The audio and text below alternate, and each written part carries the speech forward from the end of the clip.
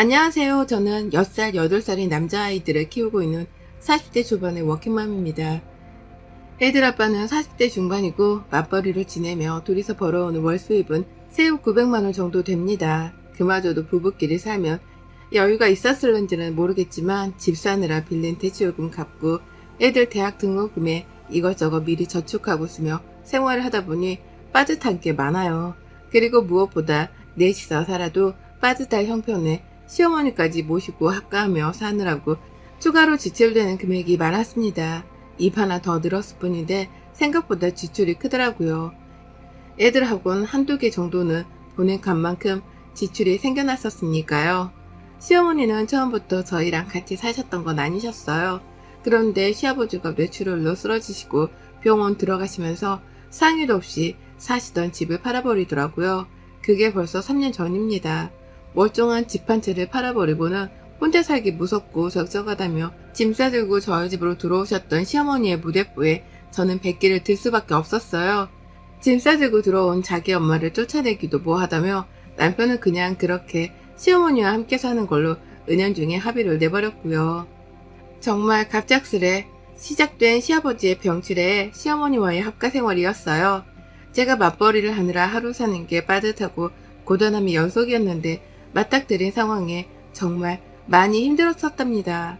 불행 중 다행이라고 해야 하는 건지 시아버지가 병치레를 오래 하시지도 않고 곧이어 돌아가시게 되면서 수고로움은 거둘 수 있었으나 여전히 제게는 시어머니라는 큰 고비가 있었네요.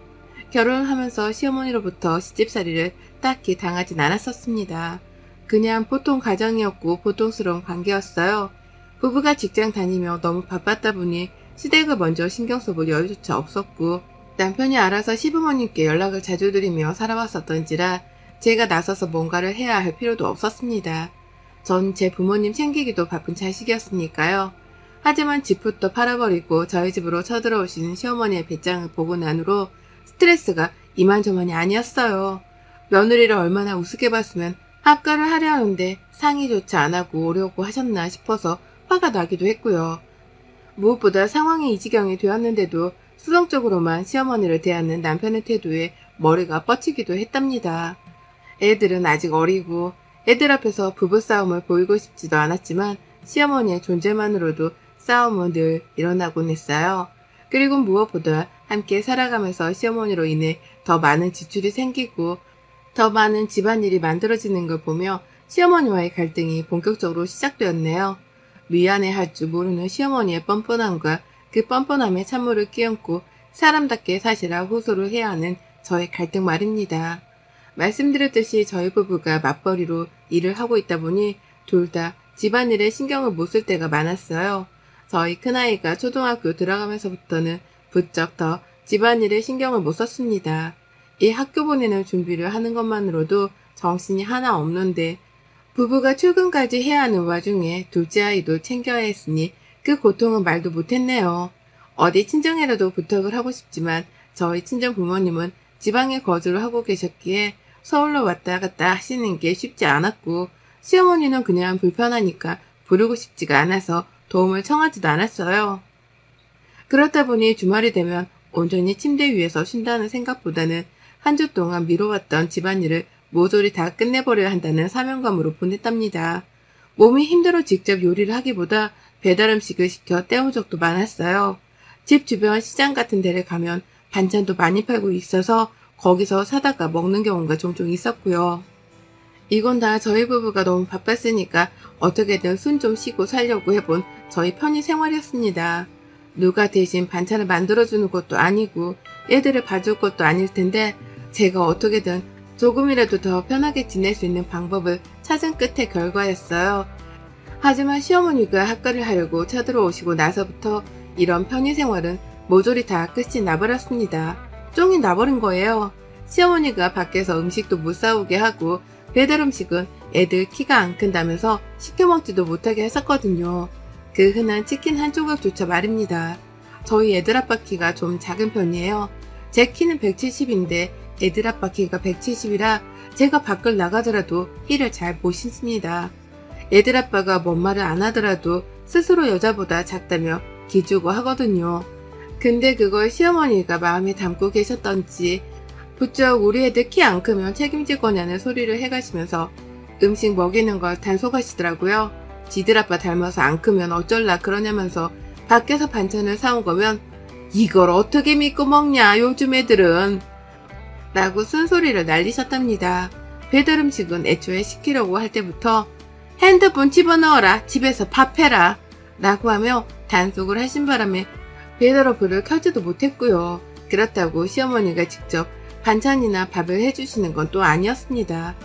밖에서 만들어진 음식을 믿지 못하겠다고 단속을 할 거면 집에서 노는 동안 요리라도 좀 해놓으시면 좋으련만 살림살이에 전혀 보탬을 주지 않으시더라고요. 그 흔한 계란말이조차 미리 만들어서는 제 일을 거들어주려는 노력조차 해주질 않으셨어요. 그러니 저는 입만 살아서 나불거리는 시어머니의 태도에 이미 진절머리가 날 대로 난 상태였답니다. 처음엔 이렇게 함께 살게 된 거 이왕이면 말싸움 없이 좀 잘 살아보자며 시어머니 말씀에 고분고분 받들기만 했었는데요. 아휴, 이게 참 갈수록 제 속을 뒤집어 놓더라고요. 어째 시어머니가 하는 말씀을 다 모아보면 애들 키가 안 자라는 건 핑계에 불과한 것 같았습니다. 그냥 저한테 일 하나 정도 더 시켜보겠다고 집에서 무조건 밥을 차리라며 때를 쓰는 걸로 밖에 보이질 않았네요. 학교 생활이 지속이 되면 될수록 애들 키 걱정하던 모습은 어디로 가고 그냥 저한테 밥을 해달라고 하시더라고요. 집에서 해먹는 게 최고라면서 돈을 아끼라고 말이죠. 누군 돈을 아끼고 싶지 않아서 밖에서 반찬을 사먹는 줄 아냐며 바빠 죽겠어서 시간이 없다고 말씀을 드리면 어머님은 그러더라고요. 세상에 얘는 너 혼자 키우냐? 왜 너 혼자 유별이냐? 라고 말이죠.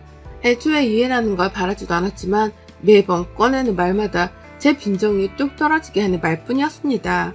힘들지 않냐는 위로 한마디가 필요했을 뿐인 전 도대체 왜 이런 취급까지 받아가면서 시어머니를 모시고 살아야 하나 싶었죠. 그 바람에 남편과의 부부싸움도 유독 더 잦아졌고요. 그렇게 불편해 죽겠고 제발 좀 나가줬으면 하는 시어머니와의 합가 생활이 계속해서 이어져 갔어요. 그러는 사이 몇 가지 크고 작은 일이 있었는데요. 일단 제가 시어머니께 통보를 했었답니다. 밖에서 일하고 애들 돌보느라 요리할 시간도 없는데 그렇다고 어머님께서 도와줄 것도 아닌 것 같으니 반찬 구비는 제가 알아서 결정하겠다고 말이죠.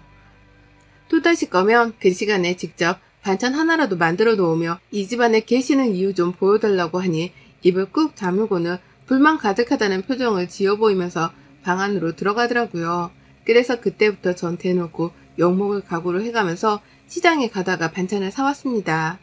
집에서 마음먹으면 주말에 만들 수도 있었는데요. 시어머니 하시는 짓이 너무 화가 나고 방치하려는 남편의 태도가 속이 터져서 그냥 밖에서 사 먹기로 다짐을 했어요. 당연히 반찬 사는 돈은 애들 아빠 월급에서 빠져나가는 돈이었고요. 지도 돈이 아까우면 시어머니한테 뭐라 잔소리를 한 번 정도는 하겠지 하는 생각으로 꾸준하게 남편 카드만 썼답니다. 그러나 얼마 전부터는 시어머니가 그러더라고요. 주방이 참 볼 때마다 칙칙하고 날이 선 게 들어가기도 싫게 생겼다 라고 말이죠. 그 말을 듣고 있자니 하다못해 요리하는 게 싫다며 주방이 못생겼다는 핑계까지 대려고 하는 건가 싶더라고요. 제가 애들 시키고 숙제 봐준다고 퇴근하고도 한참을 제 얼굴 하나 닥지를 못한 채 애들 옆에 있었던 때였는데요. 그런 저를 보면서 말을 걸겠다고 한 게 이 말이었답니다. 그러니 저는 어쩌라는 표정으로 시어머니를 바라볼 수밖에 없었고 시어머니는 그런 저를 보며 이렇게 말씀하셨죠. 아유, 여자가 주방을 좀 틀락거려야 하는 맛이 있어야 하는 건데 사람이 들어가 있질 않으니 팽해 볼 수밖에 라고 말이죠. 그러면서 말귀를 좀 알아들으라는 식으로 자기 허벅지를 손바닥으로 내리치며 짜증을 부리다가 휙 가버리시는데 정말 벙쪄서 아무 말도 안 나왔습니다. 본인도 여자면서 본인이 직접 부엌에 들어가 뭐라도 손을 가져다 대면 될 것을 왜 바빠 죽겠는 걸로도 모자라 시어머니까지 모시고 사는 중인 죄 없는 저한테 잔소리를 퍼붓냐고요. 왜 집에서 하루 종일 시간을 보내는 시어머니가 아니라 밖에서 하루 종일 일하다 오는 내가 부엌에를 들어가야 하는 건지 도통 이해를 할 수가 없었네요. 그렇게 말 같지 않은 시어머니와의 말다툼에 날은 날대로 선 상태로 결국 관계의 금이 단단히 가버리더라고요. 물론 이번에도 시어머니의 예상치 못한 도발로 인해서 가뜩이나 회사 일로 민감하고 바빠 죽겠던 저의 화가 폭발을 해버리는 상황이 펼쳐졌답니다. 아침부터 정말 요란스러운 날이었어요. 작은 애가 아픈데 큰애 초등학교를 보내야 했는지라 남편이랑 저랑 둘 다 각자 애들을 맡아 챙기느라 새벽부터 일어나 정신이 없었죠. 큰애는 초등학교가 하필 멀리 떨어져 있어서 꼭 근처까지만이라도 바래다 줘야 마음이 편했는데 둘째 애가 아프니 유치원에 보내지를 못하는 바람에 둘째 아이까지 데리고서는 첫째 아이 등교를 도와야 했습니다. 그리고 나서 바로 병원으로 갈 생각이었어요. 회사에다가는 뒤늦게야 오전 반차를 쓴다고 말을 해놓은 상황이었고요. 그렇게 전쟁과 똑같은 아침을 치러냈습니다. 남편에게 도와달라 하려고 했지만 남편은 중요한 일이 있어서 그날만큼은 회사를 빠지면 안 된다고 하더라고요. 시어머니는 말하기도 입 아프지만 그 난리를 치며 저희 부부가 대화를 나누는 아침에도 혼자 방문을 꼭 걸어 잠그고서는 나올 생각도 안 하셨어요. 아이 등교를 시켜줄 법도 하신데 아침마다 본인은 아침잠이 많은 사람이라면서 나와볼 생각도 안 하셨죠. 그러니 어쩌겠어요. 제가 자초해서 회사를 빼먹는 수밖에요. 그렇게 큰애를 등교시키다가 가는 길에 아는 학부모와 아이 친구를 만나서 같이 등교를 보내버렸고 저는 작은 아이를 들쳐업고 택시를 타고서는 바로 병원으로 갔습니다. 애가 링거름하는 동안 내내 곁을 지켰고 그러다가 아이를 집까지 도로 바래다주고 나서야 저는 회사에 출근을 할 수 있었습니다. 그때 시어머니는 집안에서 혼자 TV를 보며 사과를 깎아드시고 계시더라고요. 저는 바쁘다며 시어머니는 쳐다도 보지 않았고 얘를 눕혀놓은 후 얘가 아프니 한 번씩이라도 꼭 봐주세요 라고 신신당부를 하고야 나왔습니다. 그리고 그날 저녁 부장님 배려로 제가 좀 일찌감치 퇴근을 했어요. 딴 길로 새지 않고 바로 내 아이가 걱정이 되어서 집으로 돌아왔는데 기분이 쎄하더라고요.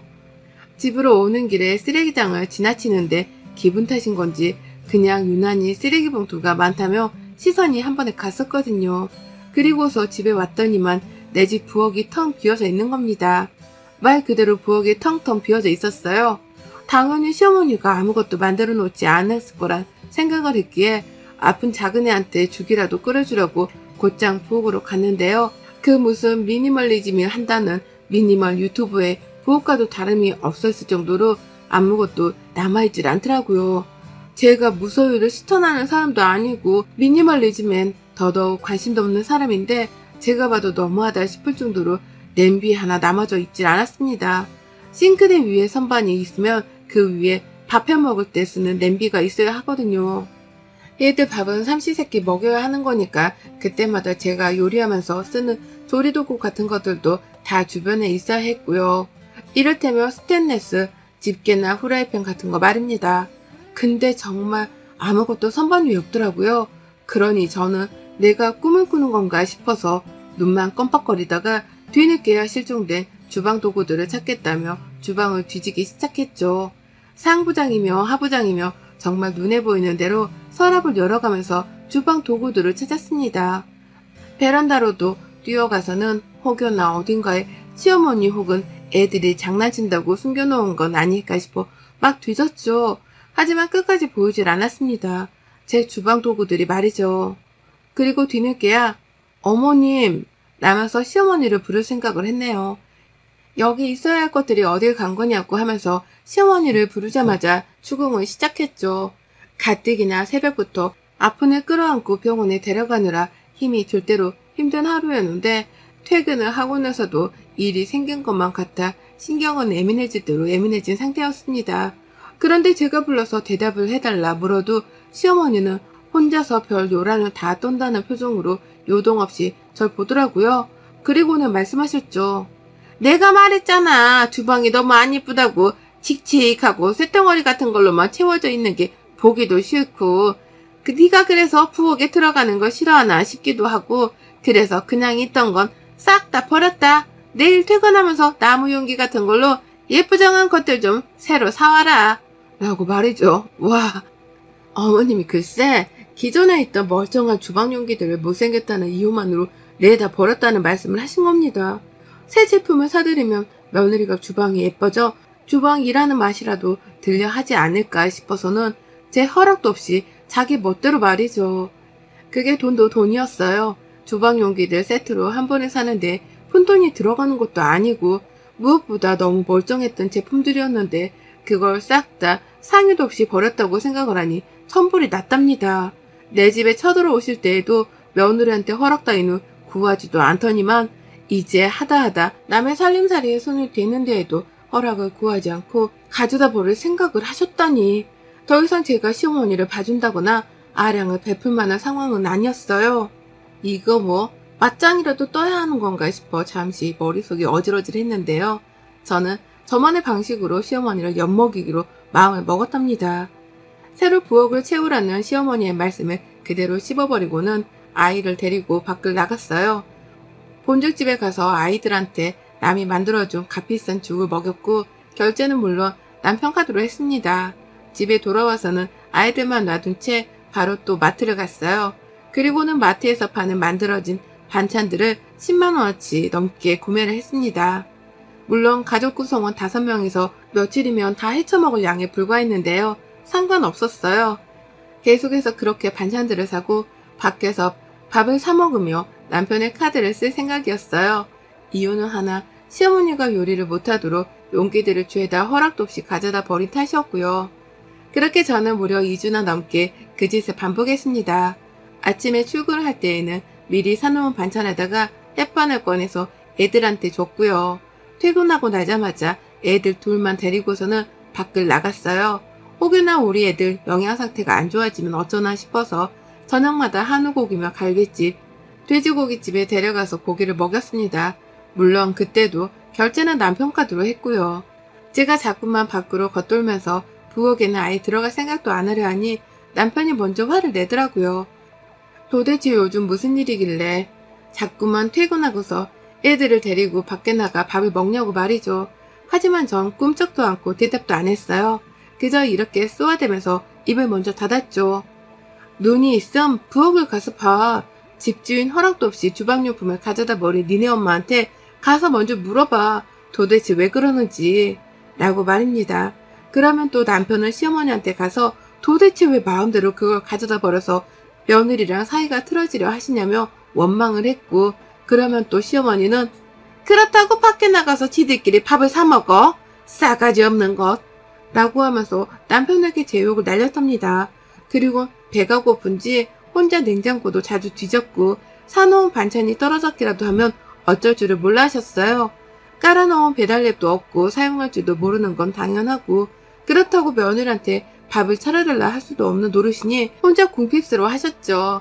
밖에서 사 먹는 거 몸에 안 좋을 거라고 그렇게 며느리 앞에서 홍군형을 냈던 과거가 있는지라 차마 체면이 안 서는 건지 끝까지 밖에 나가 음식을 사 드시려고는 하지 않으셨답니다. 정확히는 모르겠지만 적어도 제가 출근을 안 하고 집에 있는 동안은 시어머니는 밥을 제대로 드시지 못하셨어요. 제가 출근하고 나서야 편의점에라도 가서 컵라면을 드셨을지는 아무도 알 수 없었으나 적어도 제가 집에 있는 동안 시어머니는 쫄쫄 굶으셨답니다.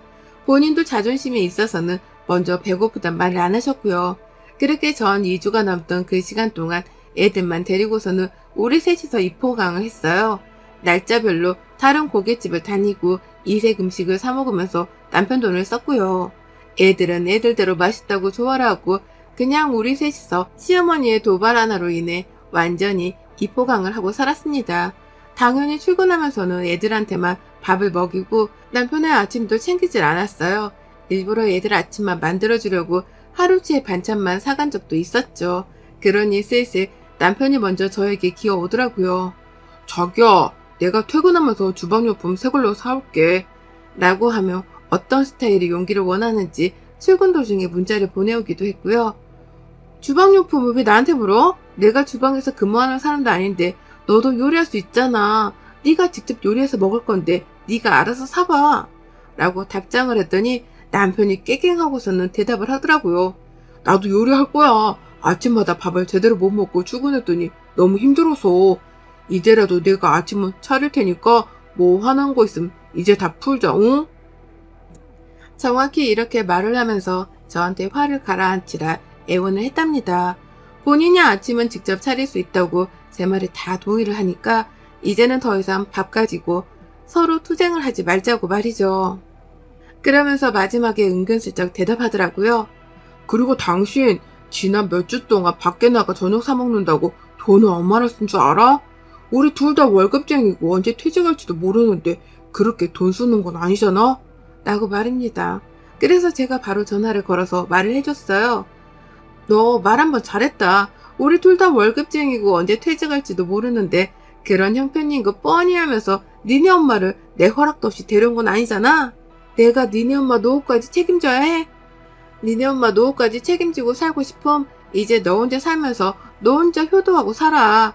가짜는 효자노를 내 앞에서 그만하고 라고 말이죠. 그리고는 최후 통보를 했네요.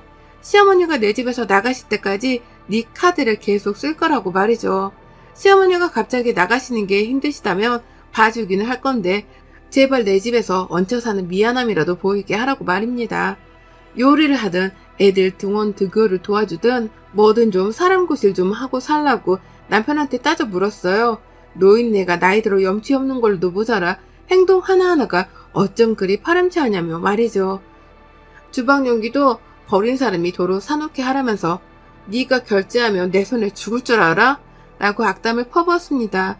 그러니 남편도 아차 싶었나 보더라고요. 자기 엄마가 사람 구실 못하고 사는 것 정도는 본인도 익히 알고 있었는데 제가 화풀 생각을 안 하니 말이죠. 이러다 꼼짝없이 이혼당해서 자기 혼자 시어머니를 모시고 살아야 할지 모른다는 상상까지 해버린 건지 그날 남편은 좀 달랐습니다. 제가 퇴근을 하고 집에 왔더니 남편은 먼저 도착해서는 배달 음식을 시켜놨더라고요. 제가 좋아하는 자장면에 탕수육을 말이죠. 그러면서 자기가 미리 장을 봐놨다면서 냉장고에 식재료를 한가득인 것도 보여주는데 옆에서 시어머니가 튀어나왔어요. 내가 앞으로 요리는 다 하려니까 너는 내가 해주는 거 먹기만 해라 라고 하면서 본인이 이 식재료들로 요리를 할 사람이라는 걸 소개하더라고요. 내 집에 쳐들어온 이래 부엌에 가서 국자 한번 들어본 적이 없던 양반이 이제 와서 2주 넘게 밥을 못 얻어먹고 나서야 통달을 하셨던 겁니다.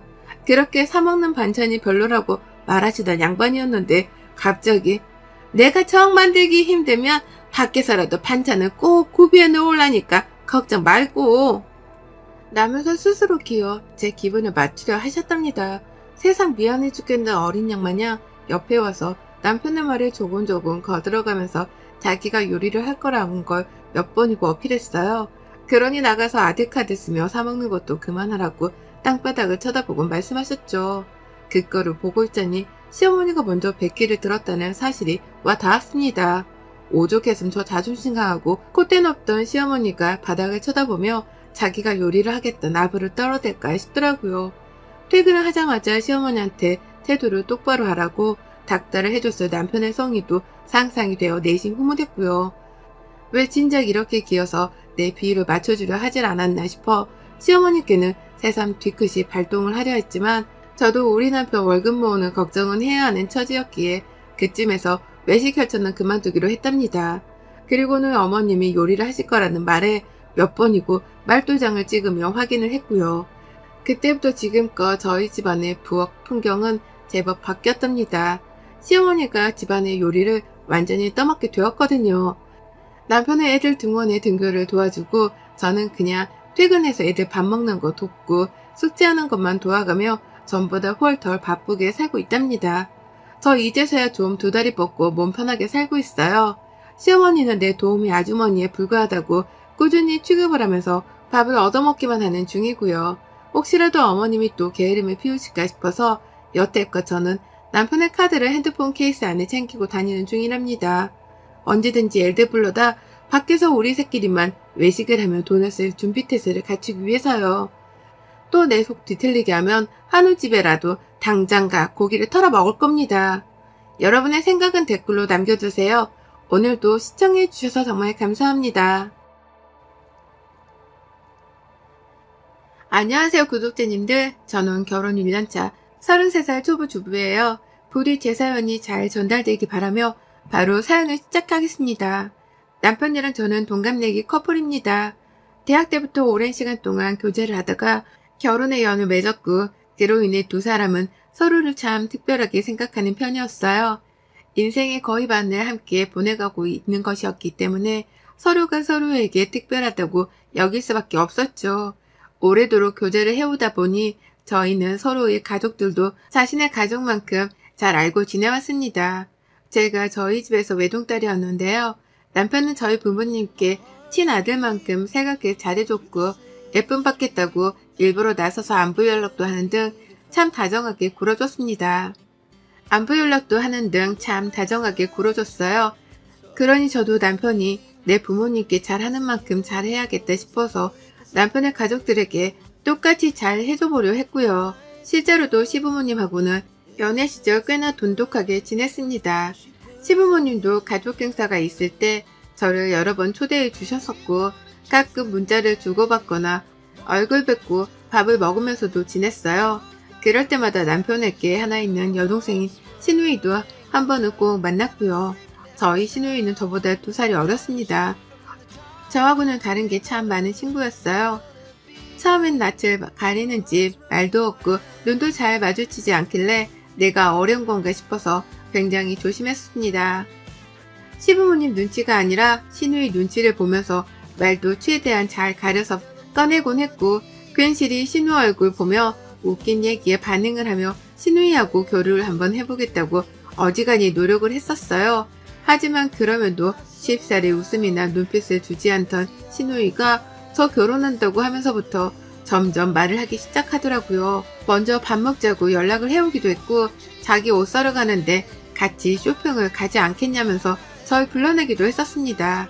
시누이가 직장을 다니는데 회사에서 명절 선물이라고 무슨 와인을 돌려놔 보더라고요. 그런데 그때도 와인 한 병을 더 얻었는데 가져가려면서 저를 회사로 불러냈었어요. 저는 군말 않고 고맙다면서 기쁜 마음으로 신우 회사를 찾았고요. 하지만 여기서 의문이 하나 있었습니다.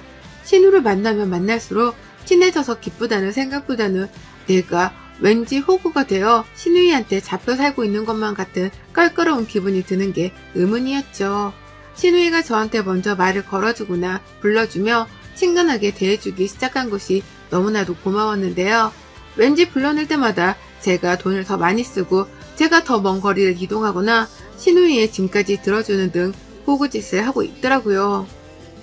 안 하려고 해도 시누이가 자연스럽게 언니 자 라고 하면서 저한테 요구를 하니까 제가 자연스레 시종드는 짓을 하게 되었답니다. 처음엔 친해질 수 있겠다 싶어서 시누이가 밥 사달라 말해도 돈을 썼고 옷 사러 가자는 말에도 제가 더 돈을 써가며 시누이에게 맞춰줬는데요. 점점 시간이 지날수록 그리고 결혼식이 코앞에 다 와서는 저 스스로가 정신없어지기 시작하면서는 시누이를 멀리하기 시작했죠. 정확히는 멀리했다기보단 제가 마음의 여유가 없으니 시누이 말에 바로바로 수긍을 못하고 만나기가 힘들어지기 시작했던 겁니다. 제가 바빠서 시간이 안 된다고 하면 의심 가득한 눈초리로 물어보던 시누이였는데요. 매번 남편이랑 같이 결혼 준비로 움직였다 보니 바로 옆에 있던 남편이 증인과도 다름이 없었는데 그런 남편이 바빠 죽겠다고 같이 투정을 부리면 그제서야 아 결혼 준비가 힘들구나 라고 하면서 제가 바쁘다는 걸 겨우 인정하곤 했어요. 정말 꺼림칙했답니다. 결혼을 앞두신 분들은 다 공감을 해주실 거라 생각이 드는데요. 잘 지내거나 기분 좋게 시작을 해도 모자랄 시댁과의 관계인데요. 시작부터 시누이가 왠지 나를 미워하고 괴롭히려 드는 게 아닌가 싶은 생각이 들면서 결혼을 해야 한다고 여기니 마음 한편이 내내 불편했어요. 부디 내 걱정이 나만의 걱정이길 바라는 마음이 컸죠. 그렇게 결혼을 했고 저는 가정주부가 되었습니다.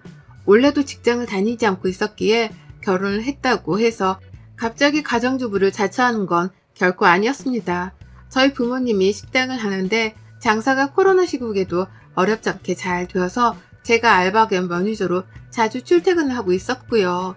부모님께 월급도 받고 용돈도 받고 장사하는 법도 배워가면서 나름 식당을 물려받을 준비를 하고 있는 중이었습니다.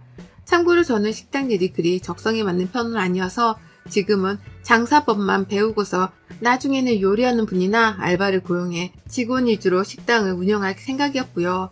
그렇다 보니 저에게 있어서 직장이란 건 그리 중요한 게 아니었어요.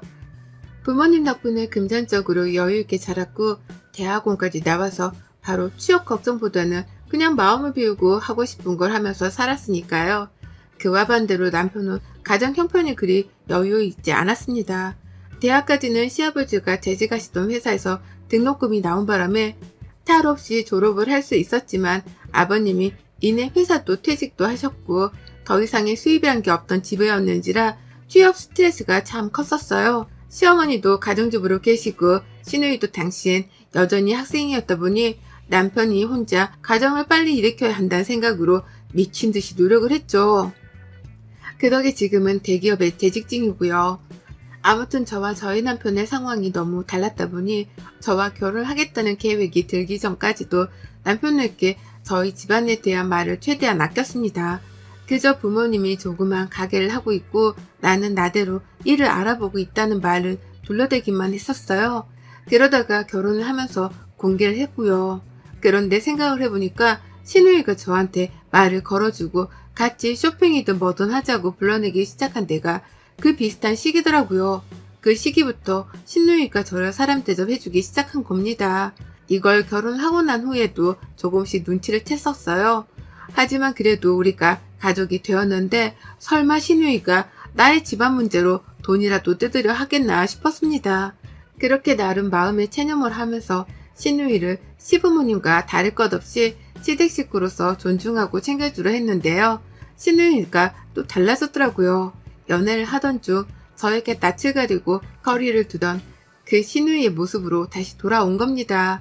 결혼 준비를 한참 하느라 또 시누이한테서 일방적인 호구짓을 당하지 않겠다며 몇 번 만나자는 걸 정중히 거절했더니만 삐져버린 거예요. 자기가 불렀는데도 바쁘다며 안 나왔다고 말이죠. 결혼을 앞둔 신부였는데도 불구하고 한밤중에 곱창을 먹자 불러내질 않나, 술을 마시자고 하질 않나, 상황에 맞지도 않은 일로 불러내려고 한 게 시누이였는데 시누이는 거절을 한 저에게 잘못이 있다고 여기는 듯 했습니다. 다시금 원상복귀가 된 관계였죠. 솔직히 너무 짜증도 나고 나를 왜 그냥 순순히 언니로서 받아들여주지 못하나 싶어서 시누이한테 억한 감정도 생길 뻔했는데요. 그보다 더한 감정이 등장했답니다. 그냥 시누이하고 어색해진 것으로 끝이 나질 않더라고요. 시누이에게 잘못된 마음가짐으로 인해서 저는 이 세상에 태어난 이래 최악의 상황에 직면하게 되었답니다. 저희 시누이가 생각보다 마음이 많이 얄팍하더라고요. 결혼 전에 한 집만으로도 저에게는 충분히 거리를 둬도 괜찮은 사람으로 인식이 되었는데 시누이가 삐지고 나서 저에게 던지기 시작한 말들은 모멸감까지 안겨주며 저를 더욱 충격에 빠뜨렸답니다. 시누이가 저를 무시하기 시작했거든요. 시누이는 아직 남자친구도 없고 결혼은 더더욱 계획이 없는 상황이었어요. 직장을 다니고 있지만 크지 않은 회사에 있고 남편의 말을 들어보니 다달이 200만 원이 안 되는 월급으로 살고 있다고 하겠고요. 이런 얘기는 저도 시누이랑 직접 나눠본 적이 없는지라 시누 앞에서 단 한 번도 아는 척을 하진 않았었고요. 하지만 그와 달리 취직이라는 건 한 번도 해본 적이 없고 돈 걱정 없이 대기업 다니는 남편의 부모님 아래에 기대어 가정주부로 살고 있는 저를 시누이는 그냥 곱게 봐주질 않았습니다. 애초에 곱게 봐달라는 요구를 할 생각도 없었으나 시누이가 대놓고 드러내는 저를 향한 질투를 보일 때마다 저도 너무 힘들었네요. 그 질투가 보통과는 달랐으니까요. 하루는 제가 저희 친정에서 공짜로 고기를 한가득 받아온 적이 있었습니다. 가끔 저희 엄마가 식당에서 파는 고기를 가족들도 먹인다며 집으로 가져오곤 하셨거든요. 제가 결혼을 하고 나서는 꼭 저희 집으로도 고기를 주셨고요. 그게 너무 많아서 양을 나누겠다며 몇 번 시부모님께 조금씩 가져다 주기도 했습니다. 그러다 최근에도 시부모님께 전화를 드렸고 시부모님도 맛집 고기를 또 먹는다며 좋아라 하셨습니다. 그래서 저는 이왕 이렇게 된 거 다 같이 모여서 지글지글 구워나 먹자며 시부모님을 저희 집으로 불렀어요. 당연히 시누이도 주말이고 하니 시부모님이랑 같이 저희 집으로 왔고요. 그런데 시누이가 저희 집을 한번 들어와 보더니 입으로 돈이 남아 도네 라고 말을 한 거예요. 저랑 남편은 분명 그걸 들었습니다. 놀래서 시누이를 쳐다보니 시누는 혼잣말 이라고 말을 하고서는 후다닥 시부모님 옆으로 가서 자리를 잡고 앉더라고요. 저는 왜 저러나 싶어서 남편이랑 서로 눈초리를 주고받다가 억지로 고기판을 깔았고요. 시작부터 삐그덕거렸는데 밥을 먹는 와중에도 달라질 건 없었어요. 신우가 밥을 먹다가도 저를 괜히 홀겨보게 반복했고, 시어머니가 집을 참 깔끔하게 잘 꾸며놨네. 젊은이들은 역시 다르다. 라고 하면서 집을 잘 가꿔놨다고 칭찬이라도 해주시면, 돈 있으면 뭔들 못해. 라고 하면서 비아냥대는 말로 말을 툭툭 뱉었어요. 분명 비아냥거리는 말이었는데 표정으로는 한껏 웃고 있었던 바람에 어느 누구도 신우한테 그만하라고 혼도 내지 못하는 억울한 상황이었고요. 그러다 신우가 갈등의 절정을 찍는 말을 내뱉었습니다. 저를 어떻게든 무시하고 깔보고 싶은데 깔 게 아무것도 없으니 이젠 하다하다 제 외모를 까더라고요. 제가 오랑우탄을 닮은 것 같다고 말이죠. 고기에 쌈을 싸먹는데 이게 무슨 오랑우탄이 과일에 달린 나뭇가지를 따고 있는 모습 같다면서 갑자기 저를 보고 실소를 하는데 가족들도 제가 민망스러울까 싶었는지 막 웃었고요. 그 바람에 저도 그냥 웃었어요. 나한테 오랑우탄 같다고 하는 여자애를 앞에 두고서 아무 말도 못하고 그냥 웃어버린 겁니다. 정말 대환장 파티와도 다름이 없었네요. 신우는 제가 따라 웃으니 좋다고 또 웃네. 아유 언니 농담인 거 알죠? 라고 하며 기고만장의 끝판왕을 보였어요. 당장이라도 굽고 있는 고기판을 엎어버리고 싶은 마음이 굴뚝 같았는데요. 꾸역꾸역 화를 눌러 참았습니다. 불쌍한 여자애가 뭐든 잘나 보이고 속편해 보이는 사람 앞에서 질투를 하는 바람에 어줍지 않은 말들로 시비를 거는 걸 그냥 봐주고자 했네요. 그렇지 않고서는 저도 똑같은 사람이 되는 꼴일 뿐이었으니까요. 여유 있는 내가 한번 봐주자는 마음으로 신우이가 뭘 하든 내버려 두려 했습니다. 하지만 그날 이후로 신우이는 제대로 맛이 들려버리고 말았어요. 저를 놀려먹는 재미에 맛이 들린 겁니다. 삐진 줄 알았더니 연락도 잘해오길래 웬일인가 싶었더니만 자기가 성형수술을 하고 싶은데 같이 병원에 가서 상담을 받아달라 조르더라고요. 당연히 또 나갔다가 호구 잡힐 게 뻔해서 바쁘다는 핑계로 미루다가 결국 신우 독촉을 참지 못하고 함께 외출을 했습니다. 그런데 말이 이상하더라고요. 자꾸만 우리 같은 사람들은 꼭 수술을 해야 사람 취급을 받잖아요. 그러니까 언니도 조속한 시일 내에 빨리 수술받아. 나중에 얘라도 나와서 유치원에 가야 하면 학부모도 만나야 하잖아. 그때 언니 무시당할래요? 라고 하면서 저까지 수술을 받아야 하는 사람이라는 식으로 대화를 이끄는 겁니다. 나는 내 외모에 진지하게 만족을 하는 중이고 수술 따위는 필요도 없어서 안 받고 있는 자존감 높은 사람인데 신우이가 저까지 끄집어 잡아서는 우리 같은 사람들이라고 표현을 한 것이 너무 기분이 나빴어요. 이건 돌을 다 닦으신 스님이 들어도 기분이 나쁠 만한 말이었습니다. 나는 수술이 필요 없다고 대답을 해도 언니 해야지. 내가 저번에 말했잖아요. 언니 오랑우탄 닮았다고. 내 말을 진심으로 안 들었구나? 하긴 언니한테 그런 말을 누가 해줬겠어요. 직장도 안 다니고 집에만 있는 사람인데 라고 말을 하면서 기분이 확 상할 만한 말을 내뱉었어요. 제 표정이 순간 굳어지면 아유 농담 하기 싫음 하지 마요. 대신 나 하는 거 잘 봐야 해요. 라고 하면서 싸울 수 있을 만한 상황을 참 요리조리도 잘 빠져나갔고요. 얄미워 죽겠는 신우였고 맘 같아서는 수술대 위까지 쫓아가선 응징을 해주고 싶었습니다. 그 정도로 말 한마디를 참 빈정상하게 잘도 뱉어내는 신우였어요. 다른 것도 아니고 사람한테 오랑우탄이라니. 그걸 듣고도 기분이 좋을 만한 여자들이 이 세상에 얼마나 있을까 싶더라고요. 그러니 저로서는 신우의 말이 절 엿먹이겠다고 일부러 꺼내는 말이라는 것을 분명히 잘 알았죠. 하지만 이내 신우이는 병원 안에서도 또다시 절 엿먹였습니다.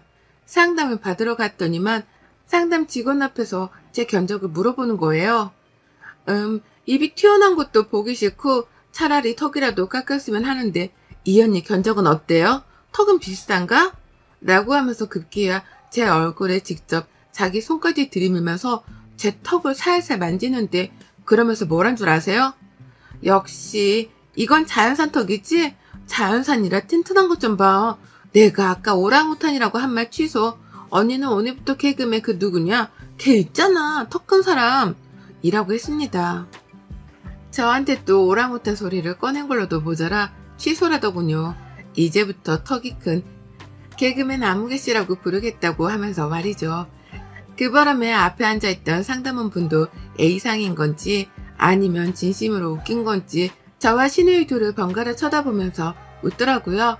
근데 저는 그게 너무 자존심이 상했습니다. 왜 내가 신우병원 상담하는 곳까지 따라와서는 인격모독까지 당하며 놀림을 받아야 하나 싶었으니까요. 내가 이런 취급을 도대체 왜 받아야 하는 건가 싶어서 그 순간 머리가 어질거렸죠. 상담 받고 난 후 밥이라도 먹으러 가자고 하는 신우 말에는 대꾸도 안 하고 혼자 택시를 탔습니다. 뒤에서 신우이가 혼자 택시를 잡아타는 저를 따라서 얻어 타려는지 차 안으로 들어오려 했는데요. 어딜 따라 타려고? 네 돈 주고 네가 불러서 타! 라고 강남 한복판에서 소리를 치고서는 혼자 출발을 했어요. 택시 안에서 신우이로부터 무개념이라는 둥, 야비하다는 둥에 시덥잖은 문자도 받았지만 싸그리 다 씹어버렸습니다. 대꾸할 가치도 없었으니까요. 그렇게 저는 한동안 신우이 연락도 싹 다 씹었고 시부모님께도 따로 먼저 연락을 드리지 않았어요. 기분이 더러운 마음을 진정시키는 데 시간이 필요했거든요. 그러다 얼마 지나지 않고 신우의 성형 소식을 듣게 되었습니다. 쌍꺼풀에다가 눈앞 트임을 하는 수술을 했다고 하더군요. 오늘 오전에 수술을 받았대. 지금 집에서 대자로 누워서는 상전 취급을 받으려 한다고 엄마가 힘들어 죽겠다 난리더라고. 라고 하면서 한심하다는 듯이 말을 하는 남편의 말에 그리고는 아차 싶었답니다. 그리고는 당장에 시댁으로 갔죠. 시댁에 갔더니만 신우이는 정말로 침대 위에 조용히 누워만 있었어요. 눈에는 무슨 얼음팩인지 뭐식인지를 올려놓고서는 앞을 보지도 못한 채로 말입니다. 옆에서 시어머니는 힘들어 죽겠다며 웃으며 씁쓸하던 표정을 지어 보이셨고 저는 나지막히 말씀드렸죠. 어머님, 제가 아가씨 챙길 테니까 조금 쉬고 계세요. 아니면 두 분이서 저희 부모님 식당에 가 외식이라도 좀 하고 오시던지요. 라고 하면서 저희 부모님께는 따로 말씀을 드릴 테니 마음껏 드시고 오시라 선심을 썼습니다. 그러자 시부모님은 기다렸다는 듯이 그래 줄래? 아이고 라고 하면서 신우이를 내버려 두고서는 좋다고 외식을 하러 집을 나가셨어요. 졸지에 신우이는 저와 단둘이서만 집에 남겨지게 된 것입니다. 하고 싶은 게 너무 많았어요. 신우이 얼굴에 찬물도 부어주고 싶었고 당장이라도 손으로 꼬집어 신우가 수술한 곳에 자국이라도 남기고 싶었습니다. 그러다가 신우이가 뭐야? 언니가 왜 있어? 라며 입으로만 나불거리며 허공으로다가 말을 내뱉는 걸 보자마자 신우 옆으로 갔어요.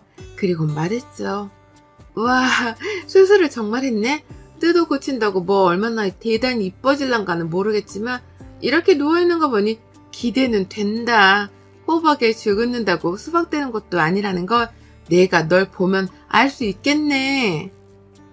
라고 하면서 정말 갖은 시비를 걸었어요. 신우 열받으라고 말이죠. 신우가 바로 반응을 하더라고요. 뭐라고요? 나 지금 아파서 누워있는 거 안 보여요?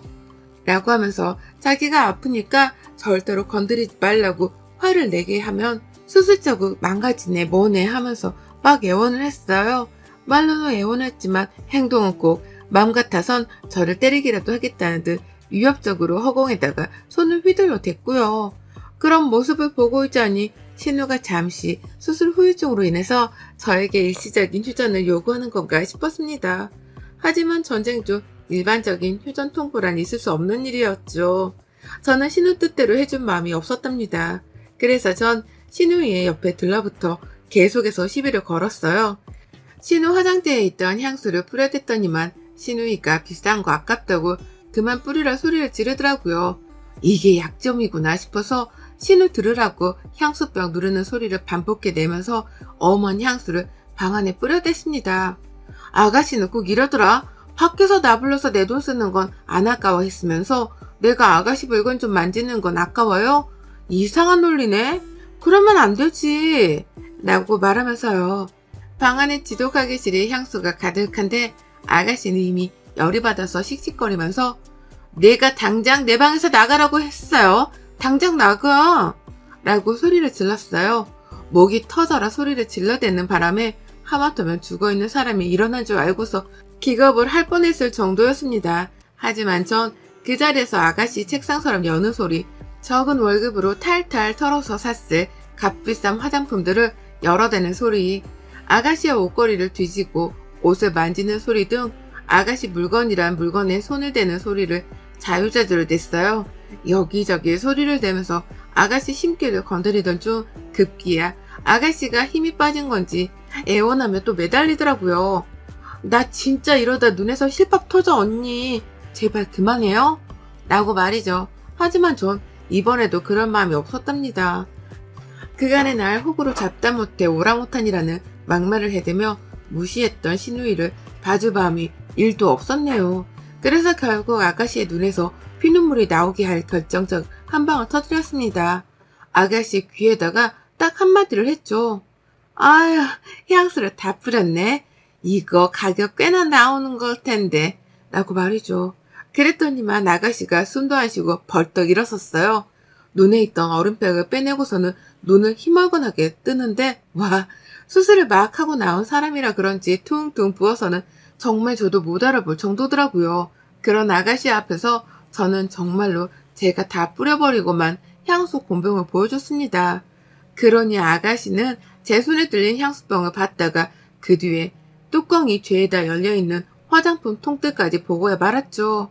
제가 이것저것 아가씨 물건에 손을 댄 흔적들을 한번 쓱 보던 아가씨는 결국 울음을 터뜨렸습니다. 제가 그랬거든요. 뭐 저는 쳐다도 안 보는 저렴한 것들이 많네요. 이걸 쳐바른다고 얼굴이 송혜교 피부가 되는 것도 아닐 텐데 눈 찢고 찝고 아유 용 쓴다 용 써. 부디 꼴보기 좋아야 할 텐데 아까도 말했다시피 호흡하기 줄 긋는다고 수박이 되냐고요. 라고 말이죠. 그 말을 하면서 한심하다는 듯이 아가씨를 쳐다봤더니 아가씨는 속에서 화가 터진 건지 누운 채로 너 가만 안 둬 진짜? 라고 소리를 지르다가 쓸쓸한 눈이 따가웠는지 어쩔 줄을 몰라하며 감싸다 결국 제 화를 못 이겨 울음을 터뜨리고야 말았어요. 아우 아파. 아 진짜 눈 찢어지겠네. 왜 하필 오늘 찾아와서 날 이렇게 빡치게 해? 야, 너 내가 회복만 하면 가만 안 둘 거야? 너 내가 꼭? 라고 말을 하면서 점점 울음소리가 커지더니만 결국 화가 나 미치겠다며 너 죽여버릴 거야? 나는 고성과 함께 눈물을 왈칵 쏟아내 버렸답니다. 엉엉 울어대는 아가씨는 울면서도 아, 나 이거 수술 자국 어떡해. 자국 남으면 어떡해. 라면서 미쳐버리려 했어요. 울다 목구멍이 타들어가는지 나 물 좀 라고 하면서 살려달라는 식으로 또 애원을 하대요. 하지만 그런 아가씨를 보며 저는 한결같은 표정을 지었답니다. 속이 터져 죽을 맛이겠지? 라는 약올리는 마음가짐으로 가소롭다는 듯이 쳐다만 봤고요. 저한테 물을 달라고 하는 아가씨한테 어처구니 없단 헛웃음을 지어 보이다가 수술 자국이 이미 망가진 것 같은데 물이 넘어가겠어? 라고 말을 했네요. 아가씨는 동시다발적으로 벌써 망가졌다고? 라면서 다시 울부짖었고 저는 아가씨 울부짖는 처량한 목소리를 들으면서 방문을 닫아버렸습니다. 혼자 시댁에서 물을 벌컥벌컥 마시고 나왔는데 아유 벌써부터 아가씨 쌍꺼풀 수술 자국에 부작용이 생길까 싶어 통쾌하더라고요. 그 생각만 하니 아가씨가 다시 나한테 오랑우탄이라는 말을 꺼내지 못하겠다 싶어 안심이 되기도 했죠. 먼저 외모로 시비를 건 건 아가씨니 저는 제 할 만큼의 응징을 잘해줬다 싶었습니다. 어디 한번 똑같이 외모 지적을 당해본 기분이 어떠냐고 비아냥거리며 물어보고도 싶었는데요. 하도 서럽게 울면서 육성으로 수수걱정어 내뱉길래 혼자서 뼈저리 있게 반성을 해보라는 생각으로 그냥 내버려두고 나왔어요. 그리고 그날 저는 시부모님께 너무하지 않냐는 원망과 함께 연락을 받았지만 저도 제 부모님 귀한 자식인데 밖에서 오랑우탄 소리나 듣고 있으면 기분 좋으시겠냐고 따져 물으니 아무 말도 못하시더라고요. 앞으로 신우 얘기는 듣고 싶지 않으니 며느리를 보고 싶거나 시부모님 대접받고 싶으시다면 신우 얘기는 절대적으로 삼가하시라고까지 말씀을 드렸습니다. 그리고 세상 쿨한 며느리 마냥 전화를 끊었는데 시부모님이 신우이한테 사과를 꼭 시키겠다고 문자를 보내주셨어요. 그걸 보면서 저도 참 만감이 교차했고요. 생애 최악의 악담을 듣고서 생애 최고로 통쾌한 한 방을 똑같이 날려준 날이어서 그런지 통쾌 상쾌한 건 당연했고 아주 신이 났네요. 신우이가 언제쯤 회복을 하는지는 모르겠지만 와서 시비를 또 걸면 그때는 수술한 눈덩이에 자국만 남기는 게 아니라 육탄전을 펼쳐서라도 혼을 내줄 거예요. 딱 기다리고서는 신우 왕태를 지켜볼랍니다. 부디 수술한 눈에 저와 싸우고 나서 운 선명한 자국이 남았길요. 여러분의 생각은 댓글로 남겨주세요. 오늘도 시청해주셔서 정말 감사합니다.